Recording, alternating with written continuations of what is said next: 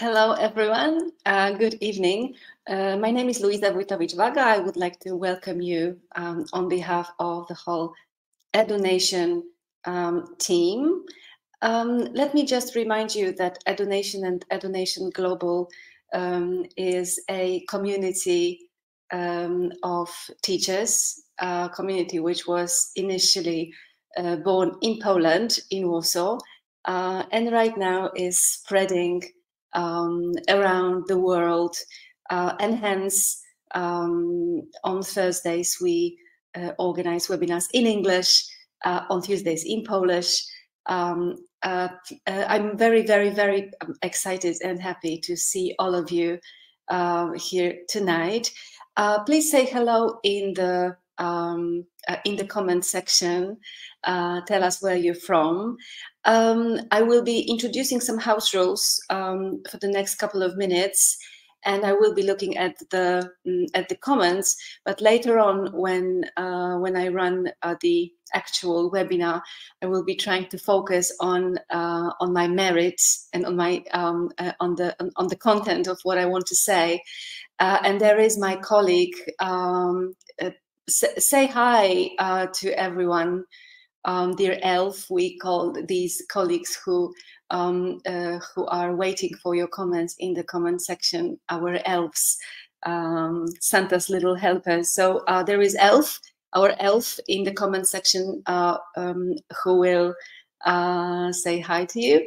And if you have got any questions concerning EduNation, concerning the content of what I'm talking about, you can expect that these questions and these comments will be handled by our elf. Is that correct, Elf?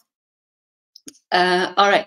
So just to very briefly introduce myself, my name is Luiza Vaga, and I created EduNation together with Ania Popławska, who you probably already met in one of our webinars. And if you are Polish, then you definitely know Ania Popławska. And we created EduNation on the 6th of December 2016. So in the couple of weeks, we are going to be celebrating our 7th birthday. And having said that, I would already like to invite you to the next webinar. I will show you. I've got prepared. Just give me a second. I have got prepared slide for you. So if you go on edunation.global, in the section webinars, there is already the next webinar registration waiting for you, and it is going to be held by Ania Popławska, Authentic Materials for Adults app review. Ania is a total absolute expert on apps, on AI, so you can expect something super creative and super special. So you can already sign up for that. And why am I saying that? Because this is our kind of birthday webinar, a day after our 7th birthday. Okay, so having said that, just next couple of rules, and then we're done with rules. So rule number one, our webinars are they last about 60 minutes. So if depending on which time zone you are in, we are in Central European time zone, so we will finish around 10 o'clock p.m. Second rule, the recording and the certificate of attendance will reach you tomorrow, so don't expect any email with certificate and recording tonight. Expect it tomorrow by midday, more or less. And always, because there is quite a lot of participants, unfortunately, your email inbox may recognize us as spam. Sorry. So before you send me an email saying, well, there is no email from you, check all inbox folders like trash, like spam, like offers, because we are probably there. And I know this for a fact. And one more rule is that because there is quite many of you we have got our elf taking care of the quality of the comments.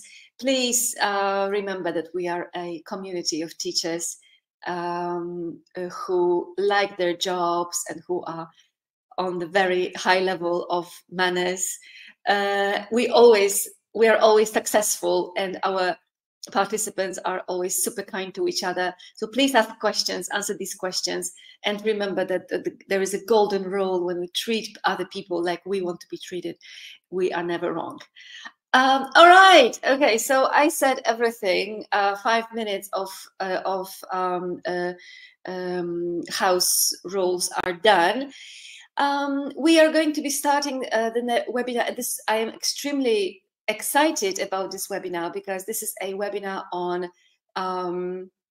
a topic which I love and which I specialize in. Some of you who already know me may confirm that I am extremely passionate about developing creativity. I have read really many books about that, and I have done many courses, a lot of different aspects of my education have been devoted to developing creativity. And I have always also, created some courses which so far have been in Polish about the design thinking process in education and about the creativity of students, how to build it. So these are just some of the examples of the things that I have done. And today we are going to be thinking and talking about this idea that creativity is not a hoax. It's not some kind of joke that people, or some myth that people spread when they don't have anything better to talk about. We are going to be, and I'm going to be giving you some very practical ideas. So this webinar will be a little bit theoretical with exciting theory, not boring theory, I promise.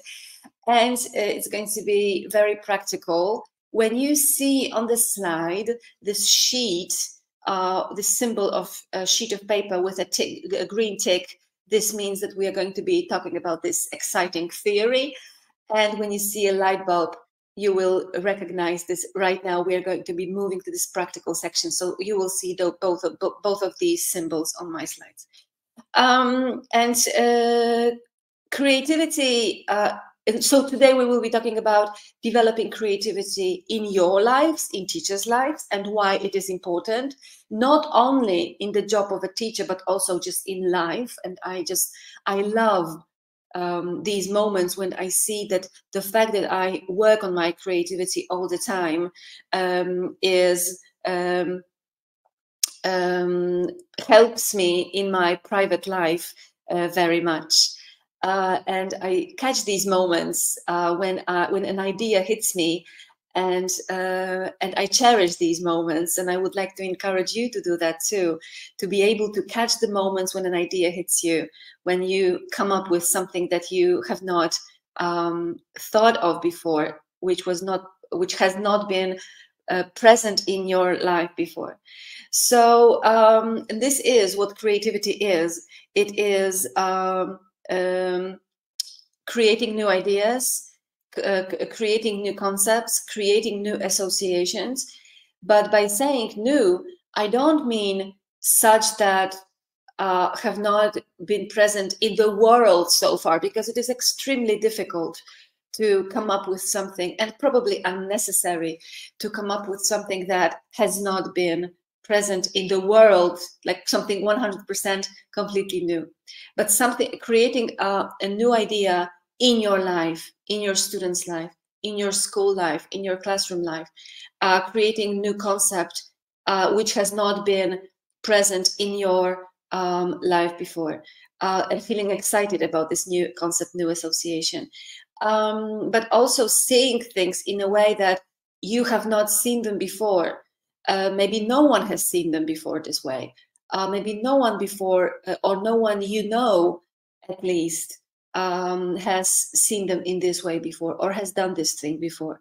But it does not necessarily mean that you are the first. You don't need to be the first.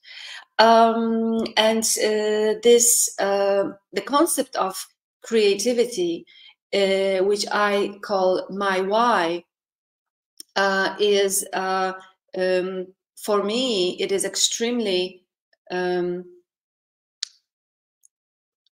well, I understood one day that it is extremely important for me to be working on this and to be, as I said, catching these moments and cherishing these moments and boosting these moments and helping my brain. And I will be telling you how today, I promise, a lot of practical ideas, how to be more innovative and more creative, because it is fascinating. It makes me happy. It makes me more effective, and I really, really like being effective. Efficacy in life is extremely important for me. And I can see that coming up with these new ideas, but not only coming up with them, but also making them happen, really makes me feel more fulfilled and more satisfied in my life. And this is creative. This is what creativity does. So my why is the first two. It's not bullet points, kind of like arrows, but this is my why. My why. Creativity is absolutely fascinating, and when you start working on it, and you see that you were successful, and you keep going, and these ideas come up, and they don't have to be crazy. Absolutely, creativity is not about being very artistic or about being crazy. It is about making new things happen, and new for you. And what I like very much about that, and that was something that I understood one day, thanks to some literature and some courses that I have done, is that creativity is not about total freedom. Creativity is about having constraints, about having structure. And I will talk in detail about it today, very, very much, how to help your students to be more creative by giving them constraints. Although students feel that they don't like constraints, they really need them.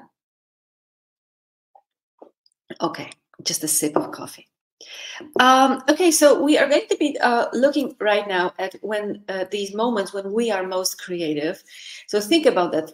Stop for a moment. Write in the comments section. When do you feel you are most creative? When is that? When is that moment? Where are you? What do you do? Are you at work, or are you somewhere else? Are you doing something when you come up with an idea, or are you doing nothing when you come up with that idea? Now, when you look at this and you see these two icons that I told you about, so a sheet and a light bulb, when you look at this poster that I posted on the slide, and you look at the ideas on how to stay creative, try to find something that you thought about. You've got, you can make the slide bigger by in the right bottom corner, right-hand bottom corner, there is a place that you can maximize the screen to make it bigger. You will see things like declutter. You will things like read books. You will read things like listen to music, take risks, love what you do, socialize, sketch, get out more, question things, turn off distractions. Can you find ideas that you came up with when I asked you a minute ago when you are most creative? Make a comment, please, in the comment section. I find quite a lot of points which in my life, well, they boost my creativity very much. Challenging myself, keeping a diary, what else? Watching films or listening to music, collaboration, socializing, but also in my life, decluttering my workspace. These are the things that help me stay creative very much, but also in my life, sports, being in movement, getting out in the forest, getting out in the green. These are the things that in my personal life, they help me stay creative very much. And now, when you look at that, there is no, if I remember correctly, work hard. There is no point like that. Focus on your work all the time. When you think about your students and their life, study harder, be more conscientious. There are no points like that. Show these ideas to your students and ask them to observe how their heads and how their creativity works, and also observe yourselves.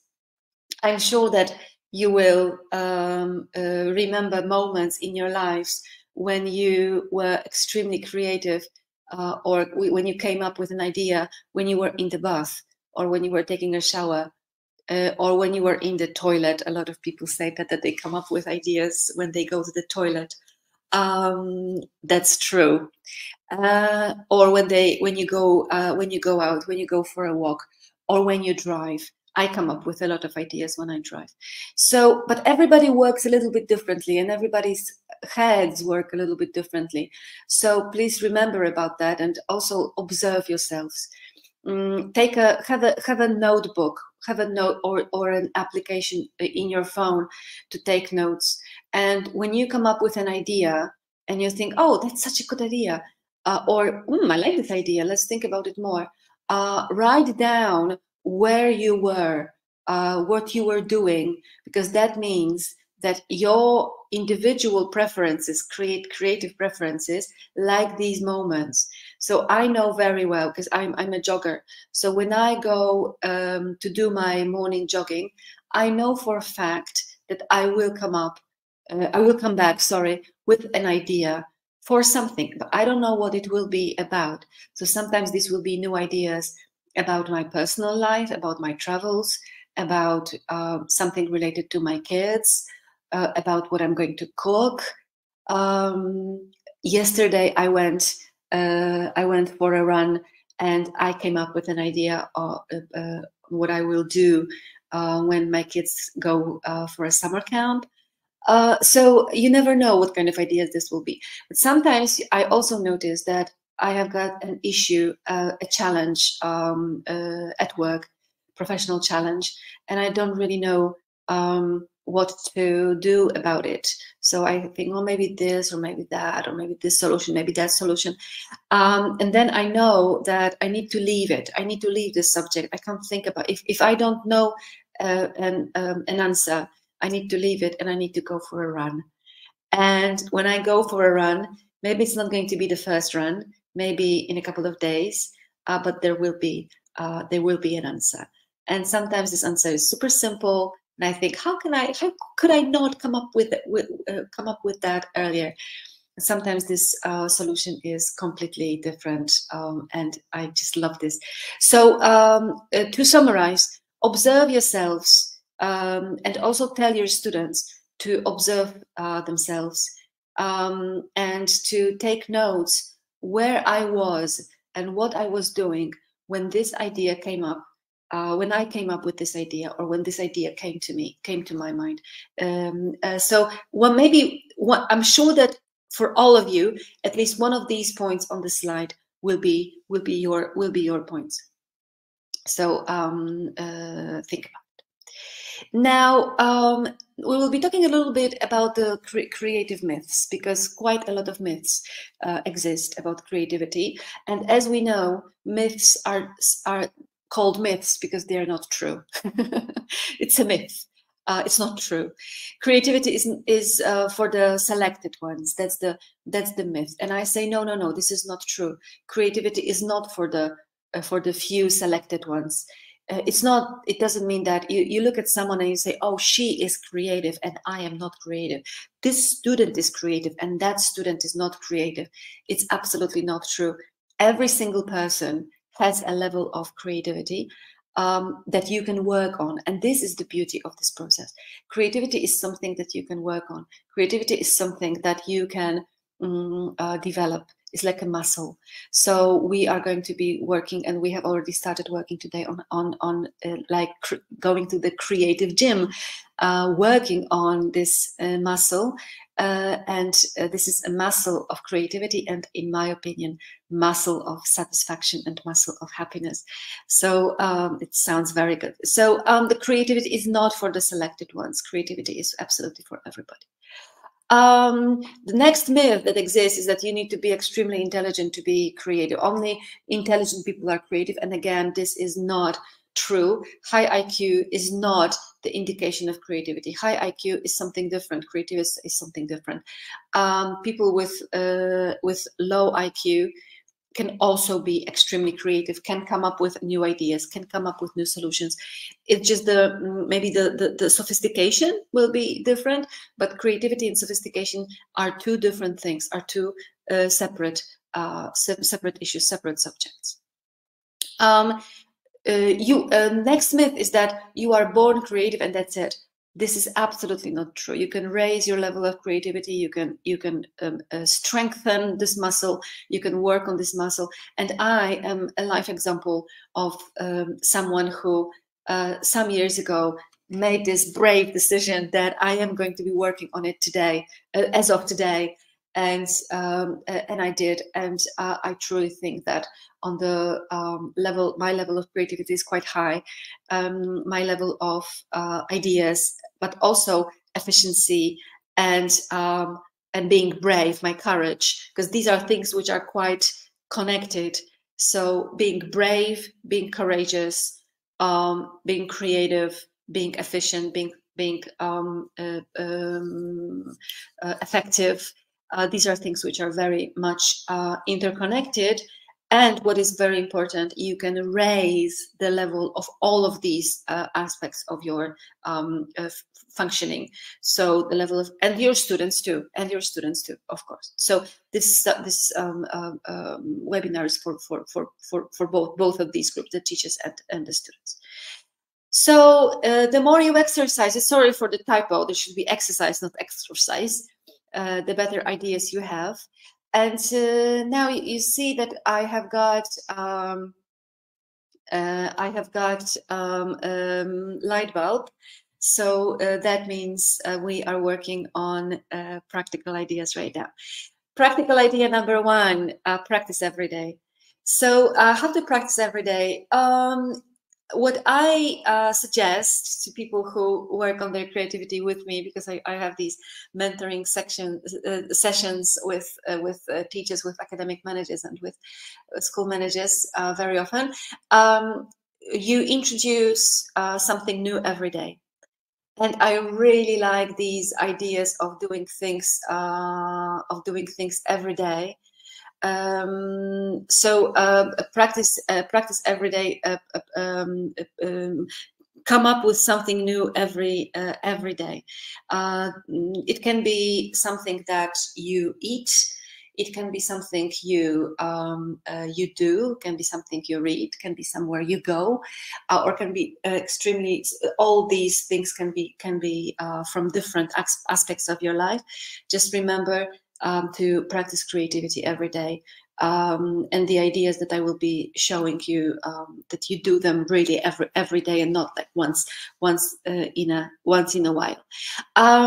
Writing morning pages is an idea that I learned from Julia Cameron. Julia Cameron is an American trainer, coach, author, who many years ago has written, many years ago, she wrote a book called The Artist Way. And it's a book about how to raise the level of creativity. Not only, well, the title suggests that it's for artists. In my opinion, it's not for artists only. It is, but it's not only. And it's a creativity raising program. So it's the book is divided into, if I remember correctly, 12 weeks of practicing and working on your creativity. And Julia Cameron gives you a lot of ideas and a lot of practical exercises that you should do, you should follow in order to raise the level of your creativity. So highly recommended book, by the way. I love this book very much, and I like Julia Cameron. She's a wonderful person. So the idea that she introduces at the very beginning of that book is writing morning pages. It means that the first thing that you do in the morning is you wake up, you take your personal journal. No one has access to this journal. It's your journal, kind of like diary, and you write morning pages in the way of three pages of handwritten text about anything that you want to write about. So there is no topic. There is no topic. There is no idea that you need to follow. Anything that you woke up with, you start writing about. And if you have got nothing to write about, you write, I have nothing to write about. I've got nothing to write about. Nothing to write about. And then something finally comes to your head, so you start you continue. And this idea is wonderful idea of clearing your head and raising the level of energy, creative energy for the whole day. Julia Cameron has been doing morning pages for over couple of decades, I think. And I when I was in the process of following the Artist Way course, I did morning pages every single day, and I really liked the effects. So so please follow. If you have any questions about morning pages, please ask them in the comments, and our elf who knows the system will help you with answering your issues. And the third practical idea is the idea of writing down all your ideas. So this means that what you need to do is you need to have either a journal, a notebook with you all the time, or a application to write in the app in your phone to write down ideas. Although I am the person who really likes handwriting, so I like what handwriting does to my brain. Now, writing down all your ideas means that no ideas fly away. No, it doesn't mean that you realize all your ideas. It doesn't mean that all your ideas happen in this moment. What I like about writing down ideas is that it gives you a chance to open up something that I call an idea waiting room. And I've got my idea waiting room, because not all ideas will be how to say, this might not be a moment for all the ideas that come up to your that you come up with, but there will be a moment for these ideas. So there, I have got my own in my notebooks. I've got my own idea waiting room, and I love my notebooks. I have been running and having all the time different notebooks with me for the last, I have no idea, 15 years maybe, and I never throw them away. So what I also do is from time to time, once a year, I have my couple of hour session of taking out all my notebooks from years past, going through them and looking at ideas that I have not, maybe that I realized some years ago, or that were in my waiting room and I forgot about them. And maybe now is the time. So this also boosts creativity very, very much. Write down all your ideas. Don't let, but in order to do that, you need to have a tool. So it's either a notebook or an application.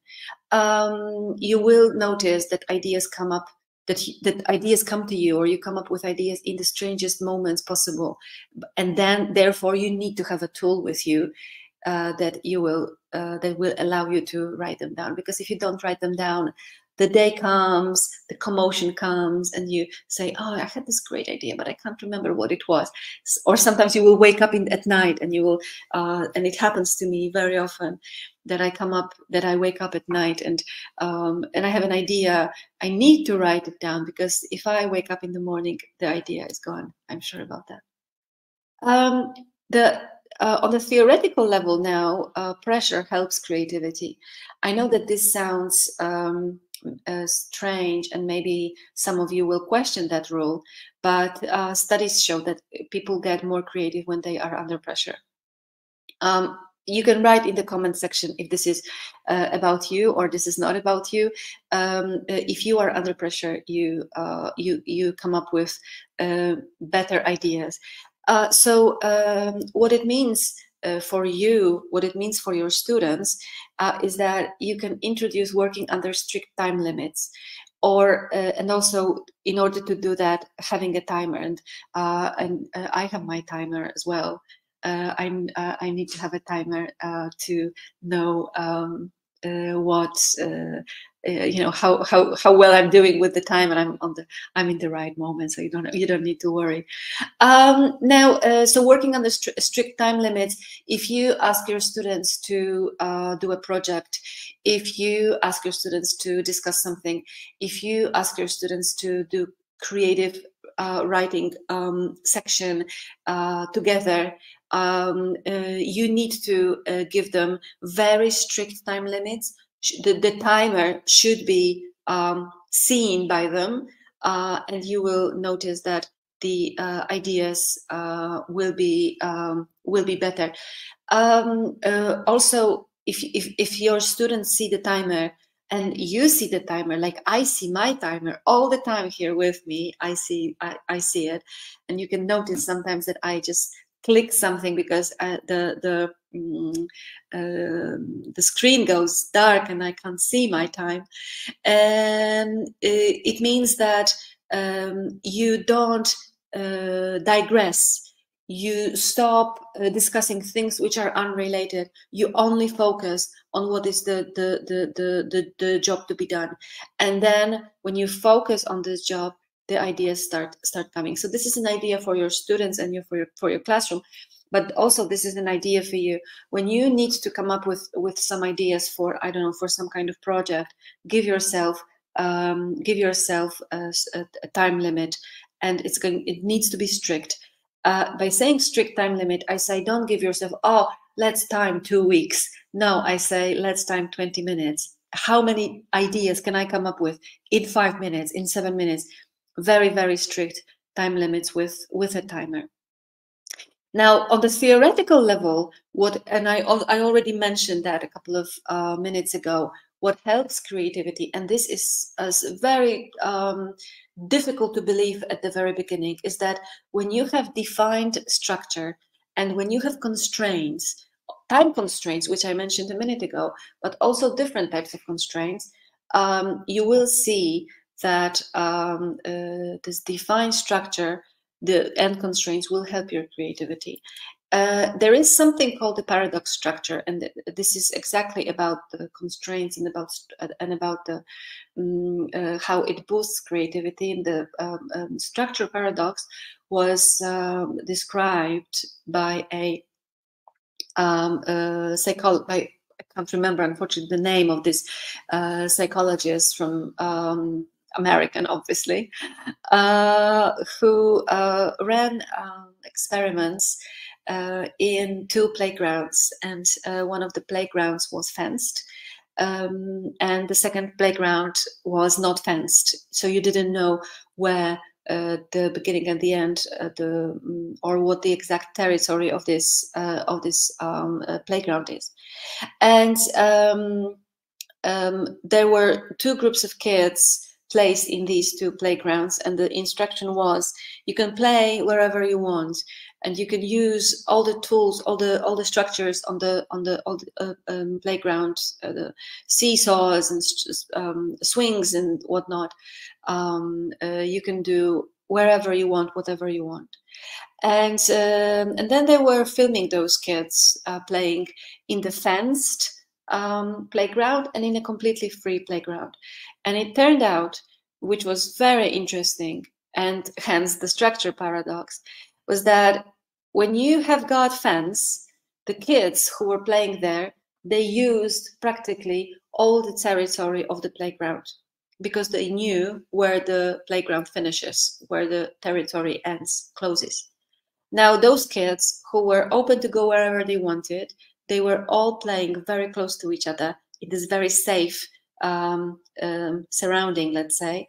And they were not making these, how to say, courageous steps outside of the crowd, because they did not know where the end of this territory is, how far they can go.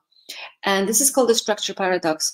To define it, it means that you need to have structure, you need to have rules, you need to have constraints to know where your limits finish, and then you use the whole territory. So on the practical level, you need to set project limits. When you give instructions to your students and you want them to come up with something, so very often we say to our students, please come up with 5, or please come up with 7 of something. We need to set very strict time limits, sorry, budget limits for you, date limits, amount limits. So your students need to know in a very defined way what the limits are. It is easier for students to come up with 10 words starting with the letter A than come up with 10 words in general. It is easier to come up with and faster to come up with 7 words that will describe furniture than come up with just 7 words. Because when you say to your students, please come up with any 7 words, that they will say any 7 words, nothing comes, or you don't know if this word will be okay or not okay. So your students need to have very strict limits in the instruction, and you will see that the work will go faster and that ideas will be better. And the same with you. If you have got a project to complete, can be your personal project, private project, or your company, or your school project, company project, whatever the environment that you are here from is, you need to set yourself budget project, how much money it will maximally cost, time limits, idea limits, and whatever the project described is about, obviously. So you make the problem to solve as specific as possible, and by that I mean this is also the paradox structure. So if you ask your students to solve a problem, or if you have a problem to solve, you need to give yourself very specified criteria, measurable criteria, and the structure that you set will help you with coming up with much more innovative and better ideas. So if you are a school owner, you should not say, oh, I need to have more clients, we need to have more clients. That does not make your head want to work. But if you say, I need to have 40 more clients, this number changes something. And I don't know if you feel it, but I feel it very much. When I say I need to have 2 more clients, I immediately start coming up with ideas. Oh, I can phone someone, or I can ask students, or something like that.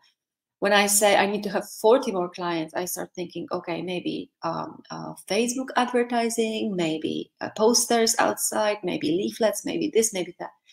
So the number changes something in my head, changes something. I immediately start coming up with ideas. When I say I need to have more clients, I don't know exactly what it means. 1, 30, 100. So what is going to be enough? And the same for your students. You don't tell them, oh, come up with some words. Tell them, come up with 5 words, 5 2-syllable words, or 5 words that will be the synonyms of something. And then it helps students to be faster and the ideas will be better. Now, the next theoretical aspect, which is extremely applicable to both student lives and your professional life, private life, is that cooperation, and we know that cooperation is much better than competition. So when you have got a project, when there is a problem to solve, when there is a project to complete, when there is something to do, when students need to do something, it is faster, better, and more innovative.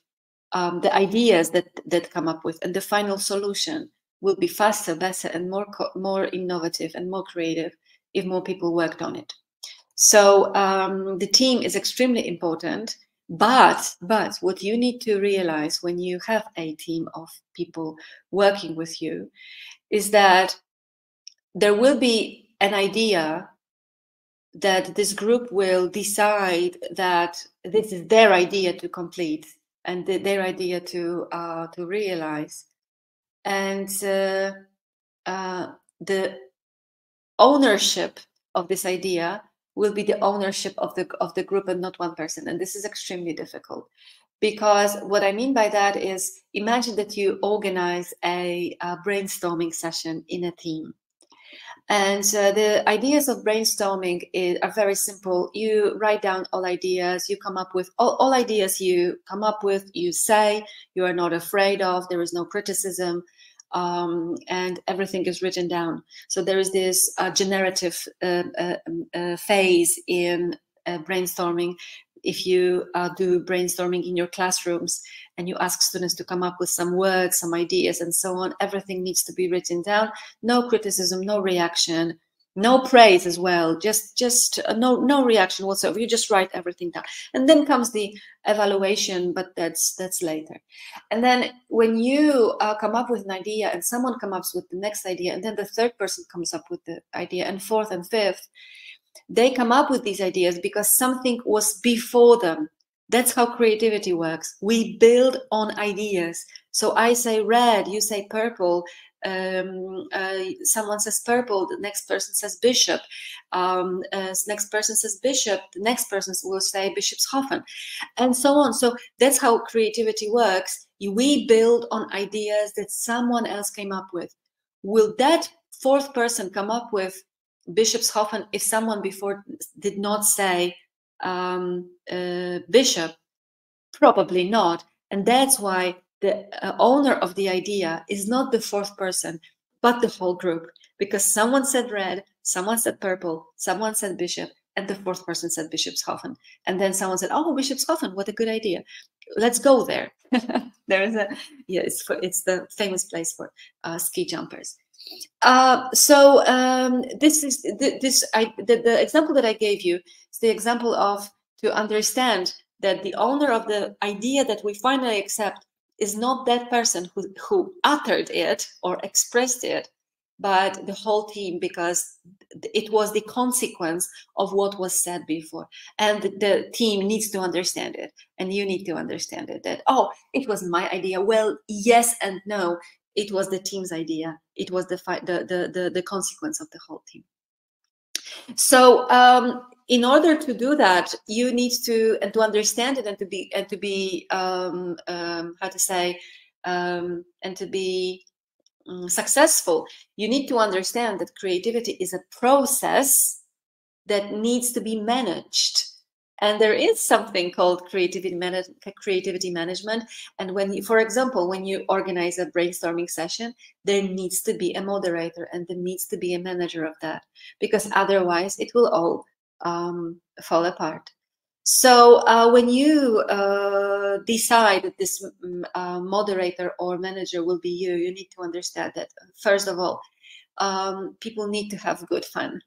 Creativity and good fun go hand in hand. When we are in good moods, when there is nice atmosphere, you will notice that ideas come, that we lose fear, and that ideas, crazy ideas, come to our heads, appear in our brains much earlier and faster and in a crazier way, maybe. A very important rule, and when you do these kind of sessions with your students, or when you do that with your teams, or even one-on-one, just with yourself, quantity is more important than quality in the generative phase. So in this phase, when we generate ideas, when we create ideas, it is important that we have got many. We need to have as many ideas as possible, because each idea is a jumping board for the next idea. So we can't have just two. Two is boring. We need to have 42. We need to have 62. That's why when you do a brainstorming session with your students, you can say to them, and now I need you to come up with 50 words. I need you to come up with 60 questions, and so on. And then you will see and you will notice that the students, first of all, say, or you will say, oh my God, 60 questions, 60 ideas. No way I'm going to do it. But you will, don't worry, you will. You just need time. What you as a moderator need to understand is that when people come up with ideas, there is no space for evaluation. So people should not say, oh, this is such a stupid idea. No, we don't do that. But we also don't say, oh, what a great idea. We don't give any evaluation. We don't give either the negative or the positive one. So we just write down every idea that students or project members come up with. No evaluation, and everyone really needs to understand that, because everyone needs to feel safe.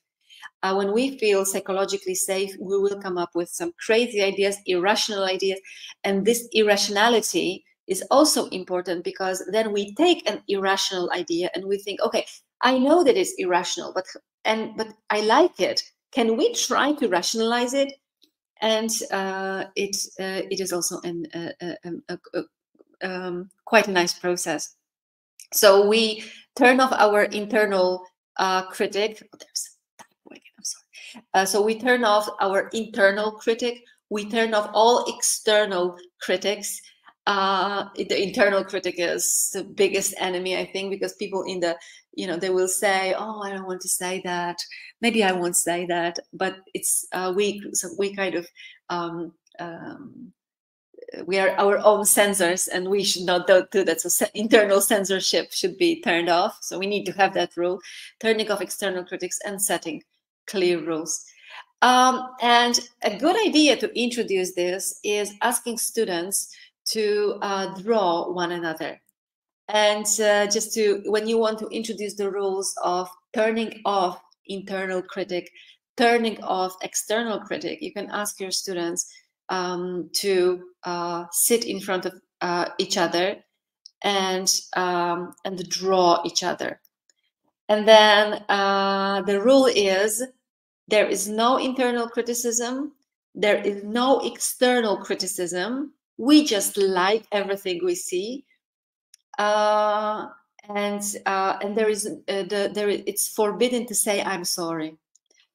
Kids will do that more eagerly. Adults, not so. And adults, the first thing that they want to say when they show the photo, the picture, is, oh, I'm sorry, I'm not an artist. So you are forbidden to say that. You are an artist, and that's how I see you. I am an artist, and that's how I see you. So that's a nice idea of introducing in your team and in your classroom this idea and this methodology of team working, there is no criticism. I'm not going to internally censor myself, and I'm not going to externally censor you. So you can say whatever you want, because these ideas are important. Of course, when we are working in in our creative processes. And also an idea that I like very much about solving problems, classroom problems with students, with also teams at school, but also my life issues that I have a problem and I need to find a solution, is the so-called fish diagram, or it's called Ishikawa diagram. And what it needs a lot of people. It needs at least 5-6 people in a team. We need a big sheet of paper and to draw this fishbone. And the fishbone is where there is a fish head. You state the problem. So you write what kind of problem you have. For example, students don't do homework. And then what you try to analyze with your team is where the problem really lies, because there is a lot of different aspects of that problem. So maybe the problem lies in a man. And then the man can be the teacher, the student, the parent. Maybe the problem lies in the equipment. Maybe the problem lies in the method. Maybe the problem lies in the measurement. So how we measure, how we evaluate, how we assess, maybe in the materials, maybe in the environment. So what it means, this process is very nice. This exercise is very effective when you have quite a complicated or complex, maybe not complicated, but complex problem to solve. You sit with your team members, or students can be sitting around the table, and we try to come up with answers why it is so that students don't do homework, why it is so that students come late, why it is so that students miss so many lessons, and so on, or any other problem that we have. So someone will say, well, maybe they're just boring. So we write the idea boring, that the homework is boring. So we in the point where it says method, we say boring homework, or material, boring homework. Lazy students, man. Lack of computer equipment, and so on. And we, after a 25-minute session, we have got many different solutions or ideas for reasons why the problem is as it is. And then we decide what really, from all of these points, what really makes the problem as it is, and we try to come up with a solution. Now, this fish diagram is a great tool for finding solutions to complicated problems, because it proves that a complicated problem very often has many different reasons. So the solution should also be complex. If the problem is complex, then the solution is also complex. I like this, working with this diagram very much when I have a complicated problem to solve.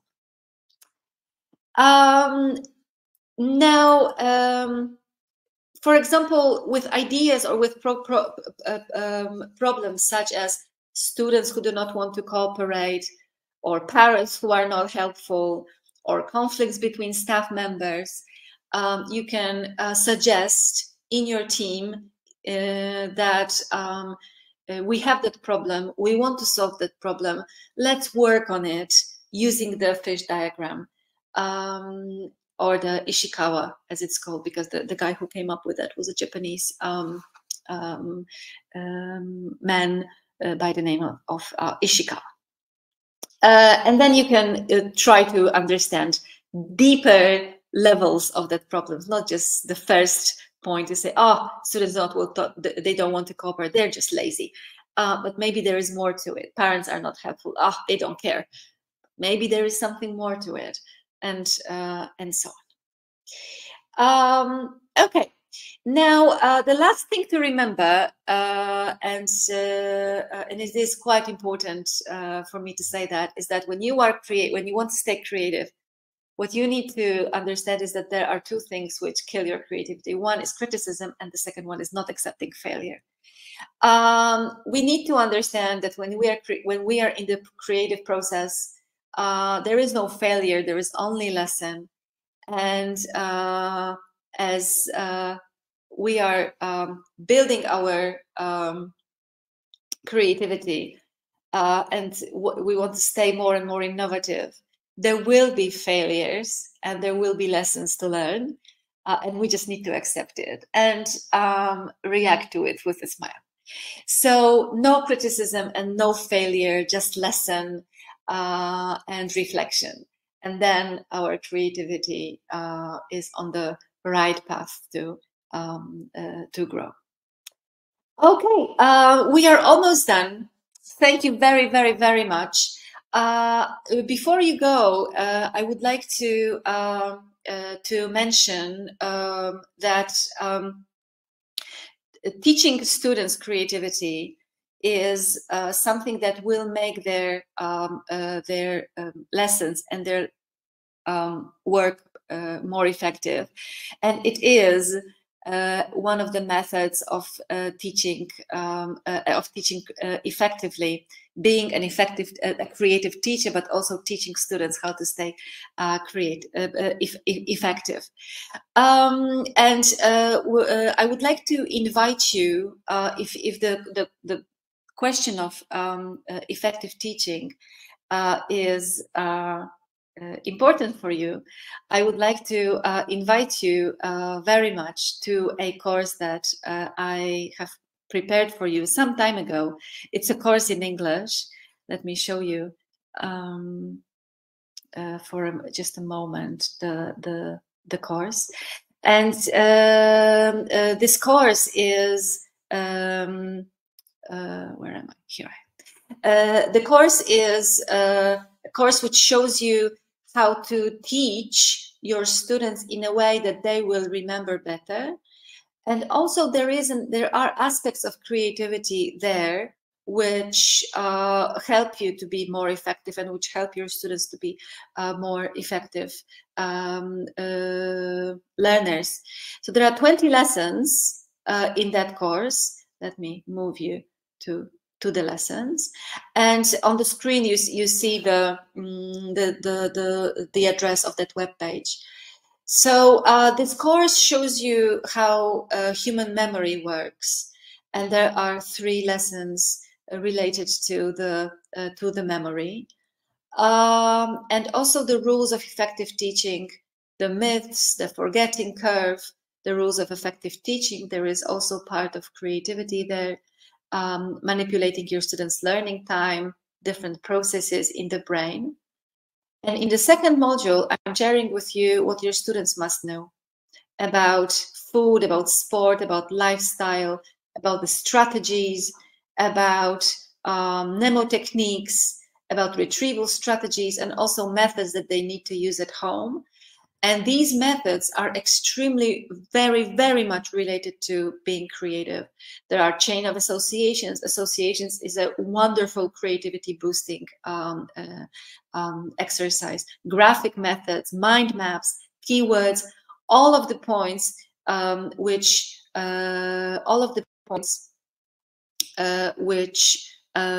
boost your students' creativity. So creativity and effective learning are extremely important. So this course is in English, and if you have not yet taken part in it, you can decide today.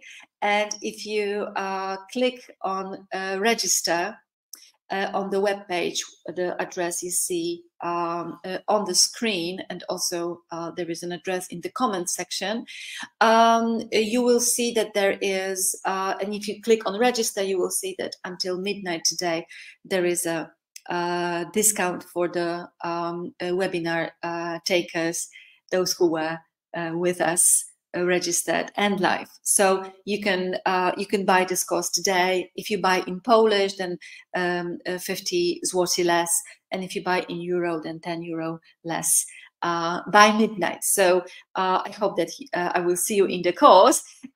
You get 12 months of access to that course, and it also ends with a you receive also the certificate of attendance, obviously. Okay, thank you very, very, very much for participating in today's webinar. Remember that the next webinar is on the 7th of December. It is Anna Popławska. Go on adonation.global and sign up if you have not signed up yet. And I will see you in the English-speaking webinar, not in Polish. I will see you in December. But in English-speaking webinars, I will see you in January. So all the best to you, and see you very soon.